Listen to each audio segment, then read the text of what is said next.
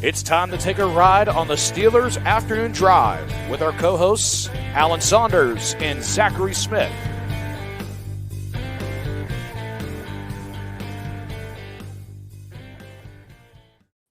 Welcome into an episode of Steelers Afternoon Drive. I'm Zachary Smith. Not taking an afternoon drive on today's episode. Alan Saunders. Alan, how are we doing?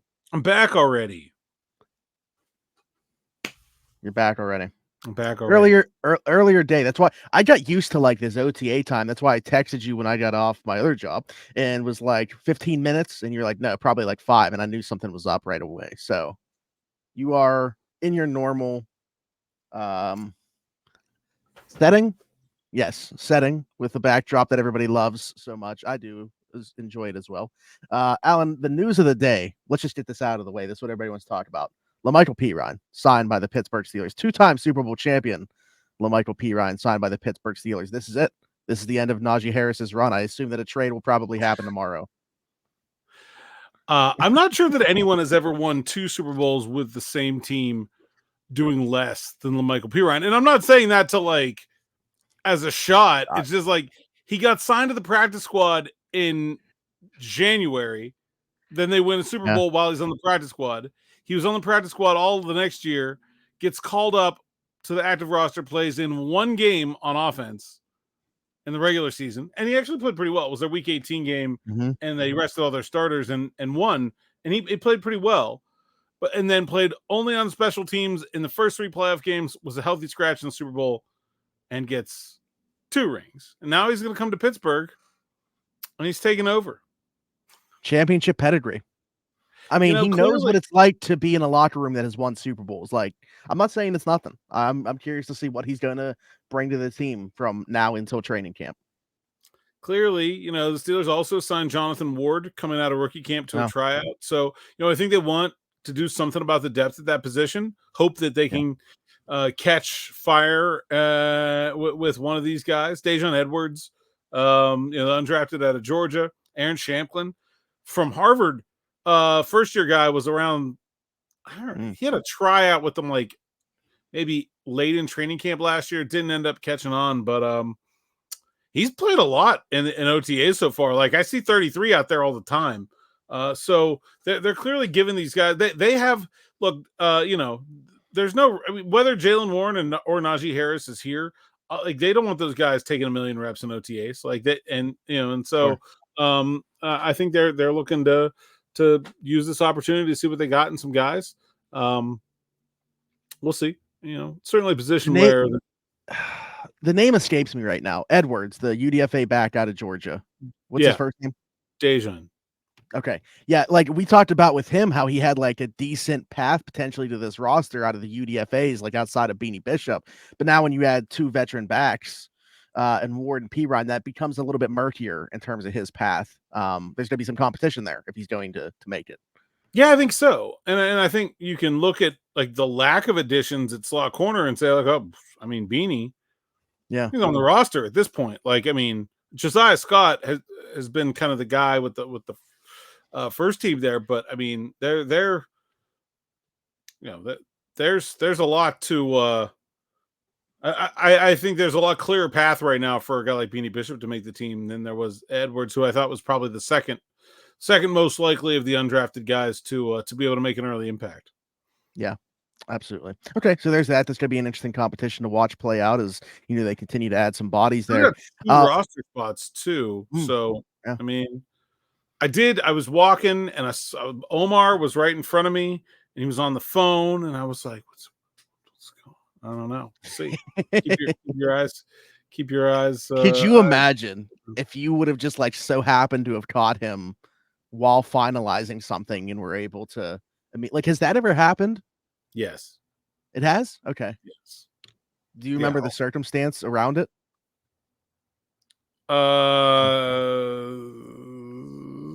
Maybe one I don't want to share, but it has happened. Okay, more than once it has happened. Wow. Where okay. Jeez, I heard something that was not meant for me to hear, and then I'm like, "Oh, that's news." Yeah, okay. It does happen.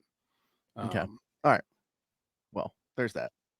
Sometimes anything Anything with Monty Adams today? Any more information? I didn't see him, so I don't know. Okay. I wasn't in the locker room, so gonna have to circle back on that one next week. Okay. I hope And I not. guess these things could fall in the same bucket. We want to talk a lot about the draft stuff. You were there today as that was being discussed at press conference, but I do want to address, because I don't want to leave anybody hanging on this YouTube endeavor that we've kind of gone on. And there's been people that have been curious about positions. Although you didn't spend as much time at practice today and didn't talk to players, maybe still some early observations on some of these guys. Ryan Watts, Nick Herbig, and Darnell Washington, one commenter wanted to know about, which I think are all intriguing guys. Obviously, you have a rookie guy in Watts where we've kind of talked about what is he? Is he a corner? Is he a safety? Kind of fits the prototypical size that they've been seeking at corner when you look at Joey, when you look at Trice, when you look at Rush, what they've been looking for. Herbig, obviously, they're looking for another leap there. They haven't signed another outside guy. So as of right now, he's the number one behind Highsmith and Watt. And then obviously Darnell Washington, a primary blocking tight end who, of course, that year two jump that Tomlin always talks about, could be looking for more out of him, potentially from a pass catching perspective, but obviously as an additional blocker. Yeah, I'll start with Darnell because I feel like I've talked to more tight ends and I've kind of been more in tune with what they're doing. I think with Pat Freiermuth really getting that kind of Kyle Pitts role and being a receiving threat that's going to move all around the formation, I think you're really going to see a lot of Darnell Washington this year. I think you're going to see a lot of him as a blocker. I think they have a hope that he will be a more impactful blocker than he was last year. Not to say that he was bad, but he's such a big dude that I think I didn't feel like they really unleashed him as a blocking weapon in a way that they could have, maybe until the very end of the season when Broderick got in there and we finally got to see the two of them play next to each other a little bit. I think we finally saw those two big guys leaning on some people. I think there's more of that to be had. When I'm looking at a blocking drill or hitting the sled, I think there's an increased level of expectation for Darnell Washington where okay, you're not a rookie anymore. Now it's time to start dominating in these areas where you're expected to dominate.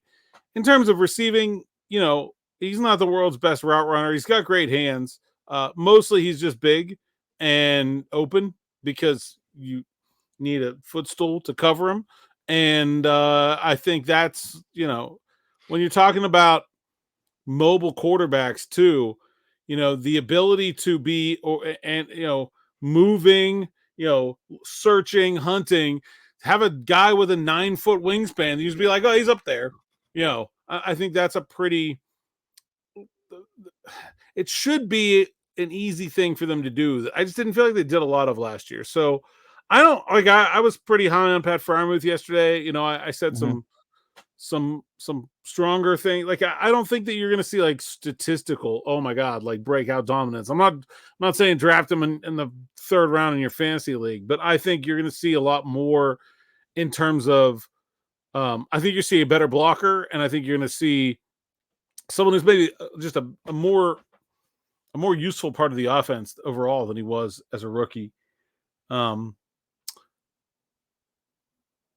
Watts is going to play a little bit everywhere, I think, but I said that the day they drafted him that I thought they should turn him into a strong safety, and it just so happened that the first time I looked over to find where 29 was on that practice field, was playing strong safety. He's going to play a little bit everywhere. He said, outside corner, safety, down in the box, maybe nickel. We'll see. I think they're just trying to find a home for him. I don't know, he could play outside corner. He's not that fluid, and he'd be the fourth gigantic outside corner, and that's not even counting Dante Jackson and Anthony Averett, who have all the experience. So, I think it's hard to see him landing a role as an outside corner. I think it's a lot easier to see him landing a role as a safety or a guy who could be a big nickel kind of type of guy. I think it's a lot easier to envision him going forward in a path that way, but I think they want him to do a little bit of everything. I really think that's been one of the themes of these OTAs for me so far. So you have a lot of guys doing different stuff. The tackles we've talked about flip-flopping, and we'll talk about the safety. Somebody asked about safety, right? We're going to talk about that. There's been a lot of movement there. the corners have flip sides, Joey Porter Jr. and Dante Jackson, and not just them, but the backups have been flipping sides with them as well. So Trice and Rush, from one side to the other. That's not what the Steelers usually do. The Steelers usually have a left corner and a right corner, and they just kind of put them out there. And so I think you're seeing a lot of this kind of cross-training stuff, different combinations at linebacker. Obviously, Roberts and Queen, given their personnel that are available to them right now, are pretty clearly the starters. But, who's the third guy in? And then, how do the rotations work? I think they're really just trying to put things into a blender and give guys, a bunch of different guys, opportunities and let players be well-rounded players and see how they can take advantage of that. So I think he's a safety, but we'll see where things go this offseason. Finally, before you say about Herbig, I just want to add in there that I think that would be super useful if you have a bigger body type to play in the nickel. When you're talking about an AFC North with Mark Andrews and Njoku, those guys that line up in the slot so often for their teams. Yeah, sure. And the trend of big slot wide receivers, not going, I mean, maybe not in the AFC North, say Flowers is tiny, but Jermaine Burton isn't that big either. But around the league, guys like Juju, guys like Johnny Wilson just got drafted by the Eagles. These are guys that could be 6'4", 6'5", 6'6". I think Johnny Wilson's 6'7", slot receivers. You're not gonna put Beanie Bishop on them.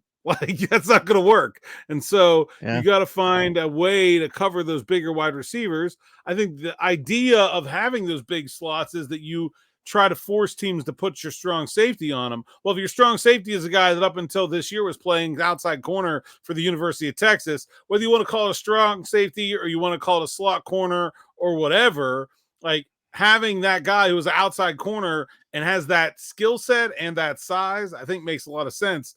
I guess the question is how many defensive backs make the team, and how do you want to, disperse those 10 or 11 spots, between traditional outside corners, traditional nickels, kind of hybrid guys, and safeties. So, we'll see. But I think there's a path forward there for him to being, I think, not just a bottom of the roster safety either. I think he looks like a guy. Now he's got to develop. He's not done it before, but he looks like a guy that ought to be able to play that position. So I'm pretty interested to see what he can do. There we go. Yeah, and then finally with Herbig, but I do want to give a shout out, by the way. I'm so bad at this with mentioning the people that give us this these questions, topics to talk about. Steeler Mike 5219 was the one that gave us this from yesterday's YouTube video. So if you want to be part of the conversation, be sure to do that on today's video. Ask who do you guys want to know about, ask us some questions, give us some topics, all that good stuff. And I'll try to get better at giving you guys shout outs for doing so. So Steeler Mike, we appreciate you. Yeah, so I mean, look, the pass rush consists of about this. I mean, that's kind of all they're doing, right? And so there's maybe a handful of plays where they'll go full, at least against the linemen. They're obviously not going to hit the quarterback. Very interesting. I was reading Uniwatch. You ever read Uniwatch? Paul Lucas, New York-based sports writer, and he's retiring, by the way, this summer. So congratulations to Paul and his success. But I was reading a piece about different teams and their quarterback jerseys, whether they have a non-contact quarterback jersey. I'm pretty sure it was a Uniwatch piece. It seems like it would be something up his alley, but the Steelers don't do that. Steelers have their quarterbacks in white like the rest of the offense all the time. Yeah. I thought that was interesting, what teams do and red or, something like Oklahoma has forever had theirs in blue. I mean, obviously you're not going to be red because red is one of, well, they're maroon, but whatever. Anyway, just an interesting, they could put them in black, I guess, although no one at training camp would really appreciate that at all. Yeah, that'd be bad. But the Steelers kind of trust their edge rushers to not do the dumb thing. And so if they had to wear black at training camp, you might see more people going the Monty Pottenbaum or whatever route and retiring right there after first day of training camp. Yeah, you might. You also might see some guys just be like, "I'm going skins." Yeah, just forget this. There you Just go. shoulder pads. I don't need a jersey. Get as one more thing to hold on to anyway. Mm-hmm. Yeah, absolutely. What about from like a physical standpoint? That like, is there anything? Does Nick Herbig look like he's trying to add mass? Because like we've talked about him being a smaller pass rusher, and that's kind of the way that he wins, though, is with his speed. So I don't know if that's even something that he's trying to do. But have you seen any type of? Because we talked about Joey, we talked about George. Have you seen anything there with him? Because obviously we're not going to see necessarily him get these one-on-ones where you can tell like if the pass rush stuff is developed at all. I think the thing I notice about Nick is that every time I want to try to find him, he's like 4 inches behind TJ Watt. And like Hey, and I think like that happened last year, and you're like, oh, look at the rookie, like trying to ingratiate himself to the vet and be a good rookie and learn. And it's like, no, he really is like, he's all about this. Like this was not a gimmick. Like he is trying to learn everything from this guy. They stay after practice a lot to work together. And so he's got great mentorship. I really think, if you're talking about a lineman, Steelers outside linebackers are basically linemen. You really gotta put pads on before you can actually start to like evaluate anything. But I just think him like being a year more comfortable, he's like, he was really good last year, and I think he has more to give. I think the question will be, how far can he diversify what he's doing? And so really like, I think he's going to be like, even when we get to St. Vincent, I'm not going to be looking at the pass rush one-on-ones. Like I know he can win those, especially against a frankly, relatively inexperienced group of tackles. Like you're putting up Herbig against Fautanu. I'm like, yeah, I got Herbig. Like give me Herbig in $2. Like I got this. It'll be the run defense. I think that's the part where it's like, can he hold up to wrestling with the 350-pound guy all game long at the point of attack and still set the edge and not get pushed back and not move on double teams and strike with power against pulling guards and things like that. That's the part of this where it's like, okay, he was really good. And obviously he can do what he did again as a situational pass rusher, but like, how good can he be? I think we're still pretty unclear on what the real ceiling is. They're like, I don't think there's a reason to put a limit on it, but can he be an every down player? Can he be an every down player and be really productive? I don't know. I think that's something that I'm interested to see. Obviously the Steelers hope that he doesn't need to be one right now, but I'm interested in watching that growth and that development. And nobody asked about Nate Herbig, but my video, one video up on the channel here. We talked a little bit about Nate yesterday, but one video up on the channel is just Nate like taking Zach Frazier to school about screwing up a drill, not screwing up, but like how he could have done it better. And I think the Steelers have a great thing going with we talked about this last year a lot, where it was like, it seemed like every rookie had like a vet mentor sort of built in. And man, like, this class was obviously heavy on the offensive line.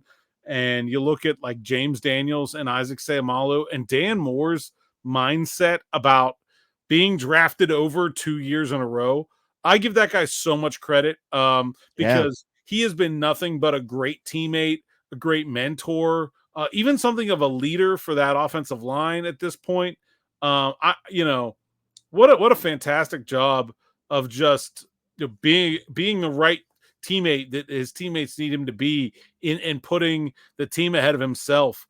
I think lots of fans are frustrated with Dan Moore because of his play, and probably rightly so, but I hope the kind of teammate he's been here does not get lost in that, because it's pretty special when you get a guy who the team is like, yeah, we're trying to replace you real hard. And he's like, I see that, and I'm still going to help these guys. I'm still going to take them under my wing. I'm still going to do the right thing by them. That's a good dude. Yeah, absolutely. I mean, I posted basically that exact same sentiment after Troy Fautanu's introductory press conference, where he said that Dan Moore was the first one that called him. Yeah. Because Broderick Jones mentioned the same thing when he was taken. So, in both those instances, that kind of all just plays together and is a great showing of who Dan Moore is as a character. So, The other thing that was asked, and this was from, if I have it here, no, I lost it. Somebody was asking about the You are safeties, and I bad at lost this. them. Yeah, I had it pulled up too. Oh, here we go. Make My Day 1969. What is going on with the safeties? Haven't heard a word about our new addition or what the position may look like. So obviously we talked about Ryan Watts. What is he? Is he a corner? Is he a safety? But really, yeah, other than that, we talked about Trenton Thompson coming back from his neck issue last year. But we haven't really touched on, the safeties at all. They brought in a new safety in Deshaun Elliott. And we haven't really talked much about the safety since then. Yeah, Deshaun Elliott might be the one guy that I kind of really wanted to talk to this week that I didn't get to, because I didn't talk to him over the offseason at all. And so I'd like to get to know him. I'd like to get to meet him. Unfortunately, I can't give you guys too much because I haven't talked to those safeties. And so I haven't gotten the details of what they're doing kind of confirmed. And I'm not, not allowed to talk about stuff that I haven't gotten confirmed. The one thing I will say is that, I think you're going to see more of that moving around. And also, we have talked a lot about, oh my gosh, what are they going to do at slot corner? Is it Beanie Bishop? Is it Josiah Scott? Are they going to sign Patrick Peterson? Are they going to sign Cam Sutton? How are they going to make this work? And I think we've forgotten that they kind of went into last offseason with the intention of making the 3 safety package their primary nickel. And I don't think that idea has gone away. I think we're still going to see a lot of Minkah, Deshaun Elliott, and DeMonte KZ on the field at the same time. I still think we're going to see a lot of, hey, Minkah's out there, but you got to figure out where we're going to put him. Whether that's the slot, whether that's as a robber, whether that's too high, single high, whatever. I think that kind of stuff. And I think the addition of Patrick Queen to that mix too will make that package even more dangerous, because now, before you could say, oh, where are they going to put Minkah? And it's well, we put David Njoku all the way over there. So I got a pretty good idea where they're going to put Minkah. You can think you're going to fool me, but you're really not, because who else did you put on the field right now is going to cover him? And so I think that gives them some more options, right? There's another layer of obfuscation that's available to the defense when now you have a couple more guys, when especially at the end of the year, when it was a Landon Roberts and Miles Jack out there playing linebacker, okay, neither of these guys is probably one-on-oneing an athletic tight end right now. It's probably Minkah. I think it gives you a completely different dimension in terms of not knowing what that guy's doing. And I really think Terrell Austin is just itching to do more of that. You remember that game here against the Browns where we saw Minkah playing outside corner, and it was where'd that come from? And then the interception that happens on the first play. I mean, he gets his hands on the ball. Highsmith gets the pick, but it's here's us taking our incredible athlete and doing something that nobody has ever seen before, and we just completely bamboozled this offense. Besides the TJ scoop and score, those are the 2 plays that win the Steelers that game. Basically they just X's and O's their way to a victory with that play. And so I think there's a lot more of that could come from the safety position.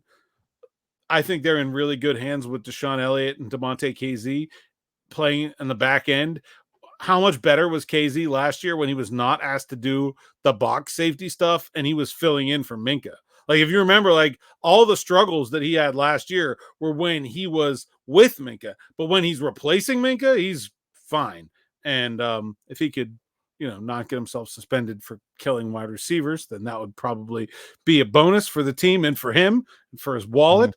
But I think they have be ready for that, because that's not something they've forgotten about. And I think of the extra DB situations, whether it's if you're saying, oh, we got to have a 5th DB on right now, why wouldn't KZ be the first one you grab? He's super experienced veteran player, Josiah Scott and Beanie Bishop and Trice and Rush and Watts and all these other options are Averett, but man, I like that guy. You mentioned Patrick Queen obviously changing things. And I know that this is maybe lofty for a rookie, and one that was taken in the 3rd round. Could Peyton Wilson become part of that formula as well with his ability to carry tight ends up the seam? Or at least in college, we've seen him have that ability to do so. He's got a lot to learn. It's hard because rookies are so bad right now. Like it's just such a like I didn't make this observation this year, but last year I did. It's like I'll watch a player all year. Like a guy who just like so let me think about a guy who was like a first year guy. David Perales. Okay. Steelers signed David Perales last year's non-drafted free agent right out of the draft. I watched him all OTAs, all training camp. He was on the practice squad most of the season. Okay. So I watched a whole lot of David Perales practice. I got a pretty good idea how good and how not good David Perales is. Like it's not mystical to me. And then you get to rookie camp, and David Perales is out there with all these guys at their first NFL practice. And you're like, hey, who the heck is 33? That guy's awesome. And it's like, okay, did David Perales get better this offseason? Like, I'm not saying that he didn't. I'm just saying, like, rookies are so bad that, like, it just stands out so much. And so the development that they make over this time period is going to have to be significant. And especially when you're at a physical position, I think it's hard to stand out because you're going to make mental mistakes. Like Roman Wilson can like run the wrong route and I don't notice because the ball just doesn't go that way. And like nobody cares. And then he still gets to woo and ah when he makes a big play. Right. But when you're in a physical position, like you're not going to light somebody up. You're not going to run down a play from behind. Maybe you could do that, I guess. So I think it's harder to stand out and the mistakes come through. So like guys like Troy Fautanu and Zach Frazier and Peyton Wilson, you know, Mason McCormick, probably to a lesser extent. I haven't been super focused on what he's been doing, but you know, all you notice right now is when they screw up, and it's frequent because they're rookies. And like that doesn't mean that they're not going to be good. Like I said yesterday, Joey Porter Jr. was screwing up a lot this time last year, and turned out to be a very, very good not only a very good rookie right away, pretty much. So a lot of learning to go on there. I think also just pass coverage is a lot. What he is being asked to do is highly different than what he did in college. Like he has a steeper learning curve than probably any of the Steelers' other rookies. Maybe not Watts if he's really going to play everywhere. Yeah, but everybody else, has an easier time forward than Wilson because that was a weird defense. They didn't do a lot of the things the Steelers are going to do, and he moved around a lot. So I think he has a lot of learning, but you can see, I think the one thing you see is the size speed combo plays right away. Is that just he's a big dude, like long arms, and then who's the Julius Welshoff is the outside linebacker from Charlotte and was at Michigan State before that. He's the German and is the reason the Steelers have an international roster exemption. But like he's also a very, very tall white guy in the 40s. And so like if you're just like scanning the field, you might have to like remember which one, and then you see them take one step and you're like, oh, never mind. That one's the fast one. Like that, like it doesn't take a whole lot to notice Wilson's athleticism pretty quickly. So I think the size speed combo plays. He does have a steep learning curve. I think he's a guy. I really think like I'm pretty high on as a prospect. If he can stay healthy, like that was a bigger question mark than whether he can do the job. But I think like, man, Patrick Quinn was saying like, hey, when we get Cole Holcomb back, was a quote, like, and not like if we get Cole Holcomb back or if we eventually get, or like, seems like he's coming. So I'm not sure how much Peyton Wilson is going to need to play right away. I think he'll probably have more of a slow burn rookie season, maybe more like Joey, honestly, where first couple weeks maybe we don't see him at all, or maybe we see him in a very limited role. But the kickoff, I think you are going to see Peyton Wilson's star shine extremely bright in covering kicks. Nick and I talked about this after practice, but kickoff is a whole new world. I'm so excited for kickoffs. I can't even tell you, but they're going to be big dudes making plays on kickoffs, and it's going to be very fun. And I'm really excited to watch it. And I think he's going to be a big part of what they do in that area. There we go. Peyton Wilson was a draft pick. And lastly, Alan, like I said, covered a little bit of practice, but then you went and for the press conference talking about Pittsburgh getting the draft. Rooney spoke, Ed Gainey spoke, Josh Shapiro. So what did we learn there about how excited Pittsburgh is to bring the NFL draft to Pittsburgh in 2026? Yeah, I mean, Ed Gainey is fired up. I've not heard the mayor so eloquently. I think he's let's just say the Steelers fandom is legit there. Okay. Like he's ready to go. Also, we were talking about lofty expectations for Peyton Wilson. He's got lofty expectations for the amount of people. He said 1 million. Now, Detroit set the record was like 700 some thousand. Yeah. Governor Shapiro threw a little shot. He said Philly had it and they had 250,000. And I guess it was 2017. He said, "Oh, Pittsburgh's going to do way more." I'm like, "Oh, all right. Well, that was bold. You know, that was impressive." No, Mayor Gainey was like, "No, 1 million. We're going to do 1 million." Where are we going to put 1 million people? I don't know. I'm very curious to see how the logistical challenges of this work out. Obviously, we're getting a new airport terminal. That'll help. But like our transportation from the airport to downtown is sus, as the kids say. It's mid. It's worse than I think it's worse. It's not even mid. Yeah, I think it's below mid. Yeah. And like, you know, the governor said every hotel room in the city is going to be sold.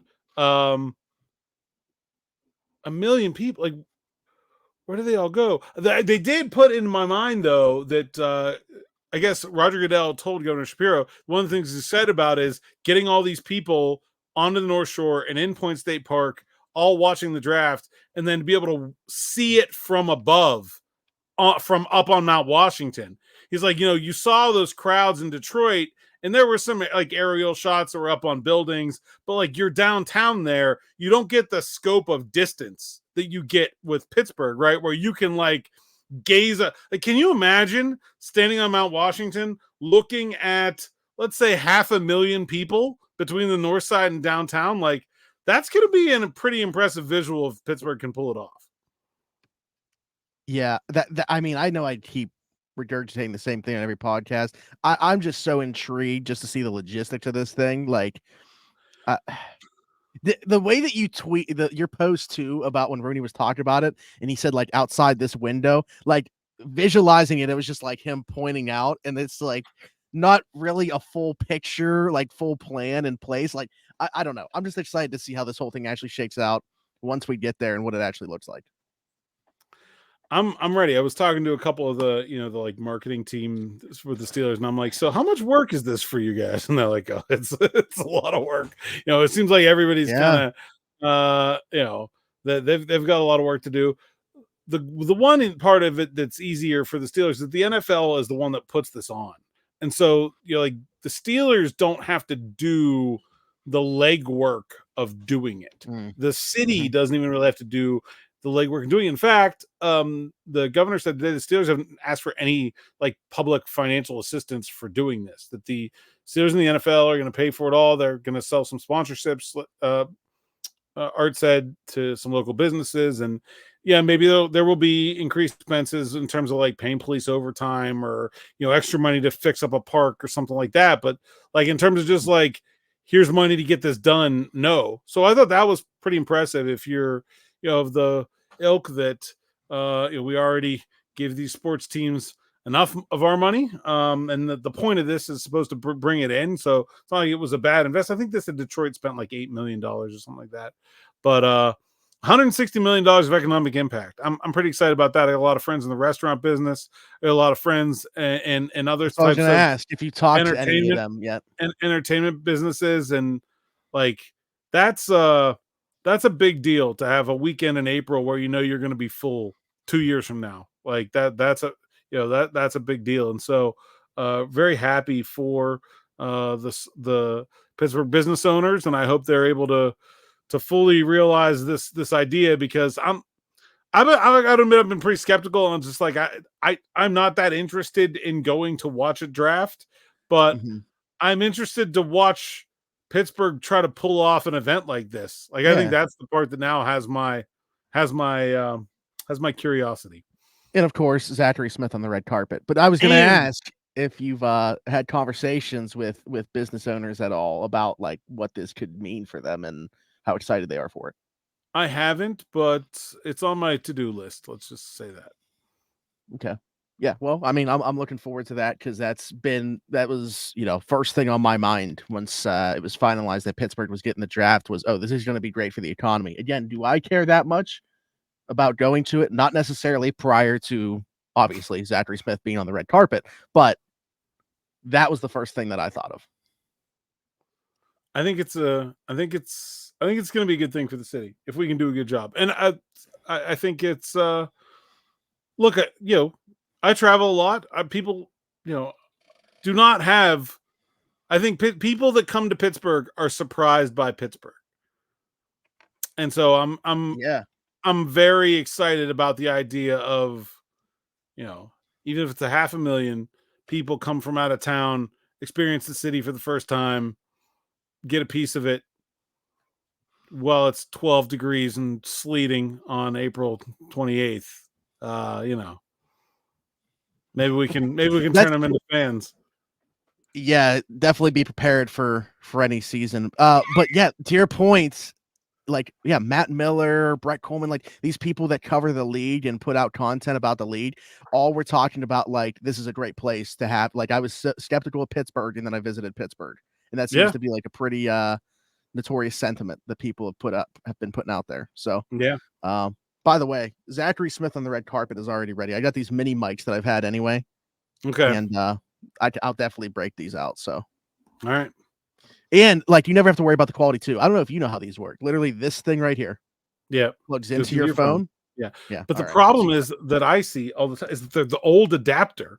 Now I need like the other, because the ones I have are the older iPhone. The newer iPhone has the USB-C. Yeah. I got to get a new one now, or a little dongle or something. Okay. Well, again, we got some time before the 2026 NFL draft. We'll make it work. We all have our logistical challenges. Yeah. There we go. Alan, tell the people they can find you. Saunders _PGH, PGH Steelers Now, SteelersNow.com. Like and subscribe to the YouTube channel. Hit the bell for notifications. That's it. You know what to do. There we go. You've been doing it. Yeah, you guys have been doing it. But I will say, I've noticed 60% of the people that watch this show on YouTube are not currently subscribed. Why is that? It's free. Hit the subscribe button, hit the notification bell, leave us a like, and hit us in the comments with what you want to learn about at OTAs, of course. Although we have a little bit of a break now, right, Alan, with OTAs until next week. Yeah, back on Tuesday for more of OTAs. There we go. So you guys got more time to let us know what you want to learn about when OTAs get going again next week, next Tuesday. Leave us a 5-star review and subscribe. If you're listening somewhere else, Apple, Spotify, wherever you get your podcast from, you can find the Steelers Afternoon Drive there. You can find me everywhere, Zachary Smith, PGH. And for Alan Saunders and myself, thanks for jumping in. Take another ride on the Steelers Afternoon Drive.